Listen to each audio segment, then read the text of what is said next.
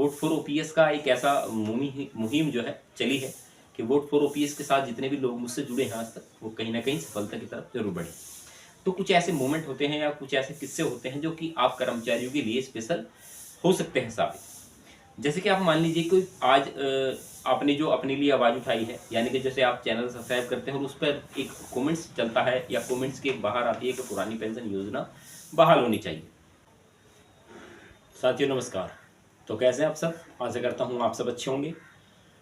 एक खबर है पेंशन भोगियों के लिए, केंद्र के 65 लाख पेंशनरों को राहत है। अब चंद सेकंड में पेंशन मिलेगी या पेंशन का एरियर और मेडिकल अलाउंस की जानकारी। पहले मैं आपको इस वीडियो का सार बता देता हूँ। केंद्रीय पेंशन लेखा कार्यालय द्वारा 6 मई को एक जारी कार्यालय ज्ञापन के अनुसार इस मामले में गत माह चीफ कलेक्टर की अध्यक्षता में बैठक हो चुकी है। बैठक में पेंशन एरियर और तय मेडिकल अलाउंस को लेकर चर्चाएं की गई थी। साथियों, अगर चैनल पर पहली बार आए हैं तो चैनल को लाइक एंड सब्सक्राइब जरूर करें। चलिए अब जानते हैं इस खबर को विस्तार से। वित्त मंत्रालय के व्यय विभाग के अंतर्गत केंद्र पेंशन लेखा कार्यालय द्वारा करीबन 65 लाख पेंशनरों को राहत प्रदान की गई है। Electronics payment pension order EPPO में अब मेडिकल अलाउंस और एरियर का कॉलम भी शामिल किया गया है।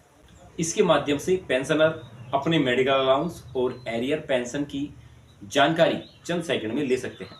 केंद्रीय पेंशन लेखा कार्यालय द्वारा सभी प्राधिकृत बैंकों के सीपीपीसी जीबीडी के हेड को निर्देश दिए गए हैं कि वे अपने सिस्टम को अपग्रेड कर लें। पेंशनरों को किसी तरह की असुविधा ना हो। भविष्य में पेंशनरों के मेडिकल अलाउंस और उनके एरियर से जुड़ी सभी केस इलेक्ट्रॉनिक्स भेजे जाएंगे। केंद्रीय पेंशन लेखा कार्यालय द्वारा 6 मई को जारी एक कार्यालय ज्ञापन के अनुसार मामले में गत माह चीफ कलेक्टर पेंशनर की अध्यक्षता में बैठक हो चुकी है। बैठक में पेंशन एरियर और तय मेडिकल अलाउंस को लेकर विस्तृत चर्चाएं हुई थी। इसके बाद यह निर्णय लिया गया कि उन्हें इलेक्ट्रॉनिक्स पेमेंट पेंशन पेमेंट के ऑर्डर में शामिल कर दिया जाएगा।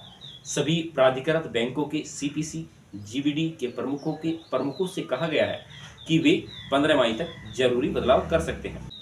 इसके सार्थक नतीजे मिलने के बाद मेडिकल अलाउंस और एरियर से जुड़े सभी केस की प्रक्रिया इलेक्ट्रॉनिक्स माध्यम से पूरी होगी। इलेक्ट्रॉनिक्स पेमेंट ऑर्डर में मेडिकल अलाउंस और एरियर ये दोनों कॉलम शामिल होने के बाद पेंशनरों को किसी तरह की कोई दिक्कत नहीं आएगी। उन्हें मैनुअल प्रक्रिया से निजात मिलेगी। कोई भी पेंशनर ईपीएफओ में यह देख सकता है कि उनके मेडिकल अलाउंस या एरियर की स्थिति क्या है।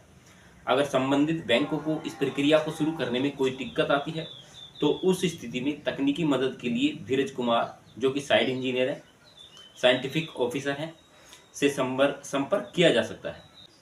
चलिए साथियों, अब थोड़ी सी झलक पुरानी पेंशन योजना के बारे में जानते हैं। भारत में एक लंबे समय से ओल्ड पेंशन स्कीम को दोबारा से शुरू करने की मांग को लेकर काफ़ी मांगे उठ रही हैं। साल 2004 में ओल्ड पेंशन स्कीम बंद कर दी गई थी। उसके बाद सरकार ने नई पेंशन स्कीम चालू कर दी। देश में कई नेताओं द्वारा राज्य में ओल्ड पेंशन स्कीम लागू करने की बात कही गई। पंजाब और हिमाचल प्रदेश जैसे राज्य में ओल्ड पेंशन स्कीम फिर से लागू की जा चुकी है। लेकिन क्या है कि माजरा क्यों पुरानी पेंशन स्कीम को दोबारा से बहाल करने की मांग की जा रही है? इससे आम आदमी को क्या फ़ायदा होगा, आइए जानते हैं। पहले थोड़ी सी चर्चा करते हैं कि आखिर पुरानी पेंशन स्कीम यानी कि ओल्ड पेंशन स्कीम क्या है। ओल्ड पेंशन स्कीम की बात करें तो इसमें कर्मचारियों को उनकी नौकरी के आखिरी सैलरी का 50% हिस्सा पेंशन के रूप में दिया जाता था। मतलब कि किसी कर्मचारी की अगर 1 लाख बेसिक सैलरी है तो रिटायरमेंट के वक्त उस व्यक्ति को 50,000 पेंशन दी जाती थी।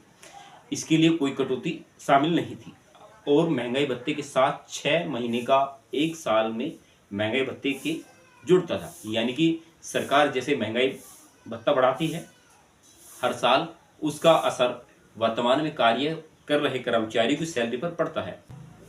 उसी प्रकार से पेंशन भोगियों की पेंशन पर भी इसका असर पड़ता है। लेकिन साल 2004 में तत्कालीन प्रधानमंत्री अटल बिहारी वाजपेयी ने इस पेंशन व्यवस्था को बंद कर दिया था। साल 2004 के बाद जो लागू हुई नई पेंशन स्कीम में कर्मचारी की बेसिक सैलरी से और डीए से 10% हिस्सा कटने लगा और इस व्यवस्था में महंगाई के साथ महंगाई भत्ते में बढ़ोतरी का प्रावधान नहीं दिया गया। साथ ही रिटायरमेंट के बाद कितनी पेंशन मिलेगी इस बात की कोई गारंटी नहीं है। अगर आप ज़्यादा पेंशन पाना चाहते हैं तो रिटायरमेंट के बाद आपको 40% एनपीएस का हिस्सा एन्युटी में इन्वेस्ट करना होगा। चलिए साथियों, पुरानी पेंशन के कुछ फ़ायदे जानते हैं। अगर दोनों पेंशन स्कीम को आम आदमियों की नज़र से देखें तो पुरानी पेंशन स्कीम में ज़्यादा फ़ायदे ज़रूरी नज़र आते हैं। पुरानी पेंशन स्कीम के तहत रिटायरमेंट के बाद एक फ़िक्स अमाउंट तय होता है। इसके साथ ही ग्रेच्युटी और महंगाई भत्ते भी साल में लगातार बढ़ता रहता है।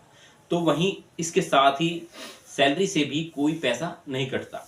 वहीं नई पेंशन स्कीम की बात की जाए तो उसमें भविष्य को लेकर सुरक्षा नहीं है और साथ ही महंगाई बढ़ने पर महंगाई भत्ते का प्रावधान भी शामिल नहीं है, जिससे यकीनन आम आदमी के लिए मुश्किल जरूरी होगी कि इसलिए पुरानी पेंशन स्कीम को फिर से बहाल करने की मांग लगातार उठती रही है। तो साथियों, जैसी भी आपको प्रतिक्रिया लगी हो इस वीडियो की, मैंने आपको दोनों ऐसी बातें बताने का प्रयास किया है जो कहीं ना कहीं एक सफलता की तरफ बढ़ता नजर आएगा। और जो भी अपडेट मैंने अब तक देने का प्रयास किया है, चाहे वो पुरानी पेंशन योजना का हो या आपका एक अहम किस्सा हो वोट फॉर ओपीएस का। वोट फॉर ओपीएस का एक ऐसा मुहिम जो है चली है कि वोट फॉर ओपीएस के साथ जितने भी लोग मुझसे जुड़े हैं आज तक, वो कहीं ना कहीं सफलता की तरफ जरूर बढ़े। तो कुछ ऐसे मोमेंट होते हैं या कुछ ऐसे किस्से होते हैं जो कि आप कर्मचारियों के लिए स्पेशल हो सकते हैं साबित। जैसे कि आप मान लीजिए कि आज आपने जो अपने लिए आवाज़ उठाई है, यानी कि जैसे आप चैनल सब्सक्राइब करते हैं और उस पर एक कमेंट्स चलता है या कमेंट्स के बाहर आती है कि पुरानी पेंशन योजना बहाल होनी चाहिए। ठीक है, अब पुरानी पेंशन योजना बहाल करने के लिए जिन भी कर्मचारियों ने आवाज़ उठाई है आज तक, उन सभी कर्मचारियों का स्वागत है। और जितने लोग भी मुझसे जुड़े हैं इस परिवार के माध्यम से, तकरीबन 12,000 के आसपास सब्सक्राइबर अभी हुए हैं, तो आप जितने भी लोग मुझसे जुड़ते जाएंगे आप सभी का स्वागत रहेगा। और कहीं ना कहीं स्पेशल मोमेंट हो सकता है उन सभी कर्मचारियों के लिए जो लगातार ये बात उठाते हैं कि पुरानी पेंशन जरूर लागू होगी, यानी कि जिन्हें विश्वास है कि पुरानी पेंशन योजना एक दिन जरूर लागू होगी। अभी वित्त मंत्रालय की तरफ से भी कुछ बयान आया, संसद की तरफ से बयान आया, उस पर सुप्रीम कोर्ट का बयान आता है कि अब पुरानी पेंशन योजना को लेकर कुछ विचार चल रहा है। या वित्त मंत्री पंकज चौधरी ने भी अपना संसद में कुछ बयान दिया था, वो शायद आप जानते हैं, मैंने बताने की भी कोशिश की थी। उन्होंने कहा था कि पुरानी पेंशन योजना के लिए अभी ऐसा कोई मूवमेंट हमारे साथ नहीं घटित हुआ, यानी कि कोई ऐसा पल नहीं आया कि हम पुरानी पेंशन योजना लागू करने के बारे में सोचें।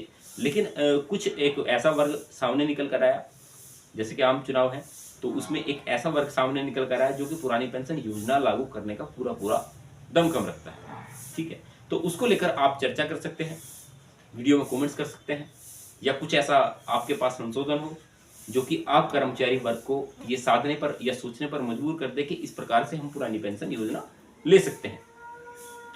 कुछ भी सवाल हो या कोई भी आपके पास सोल्यूशन हो इस चीज़ का, तो आप वीडियो में कमेंट्स जरूर करना, ताकि आपके जैसे कमेंट्स देखकर और भी लोग इस पर कमेंट्स करें और अपनी प्रतिक्रिया जरूर दें। चलिए साथियों, मिलते हैं, तब तक के लिए नमस्कार, जय हिंद, वंदे मातरम।